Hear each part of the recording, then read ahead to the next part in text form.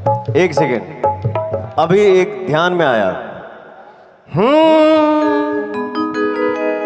दिल के लुटने का सबब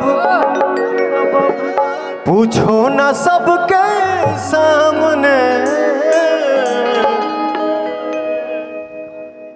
दिल के लुटने का सबब पूछो ना सबके सामने। कौन जीता कौन हारा ये कहानी फिर सही। हमको किसके गम ने मारा।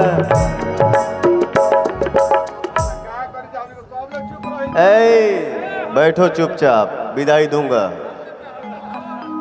हमको किसके गम ने मारा ये कहानी फिर सही। हमको किसके ये कहानी फिर सही।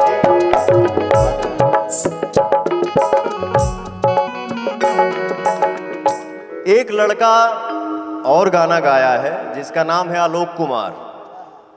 छोटा भाई है, बहुत सुंदर गाता है। तो मैं चाह रहा था ना, कंपटीशन में नहीं, मुझे ये मैटर बड़ा पसंद है, तो मैं आलोक से बात करूंगा और ये गाना मैं अपने फिल्म में डालूंगा। नजरिए के पता हो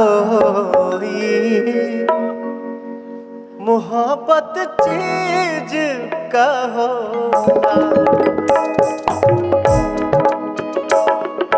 आलोक, इस मंच से मैं तुमको बोल रहा हूं, का होला नहीं, होला पे खत्म हो जा रहा है। नजरिए के पता हो मोहब्बत चीज का होला नहीं, मोहब्बत चीज का। हित राम बोलो जीजा, होला नहीं, मोहब्बत चीज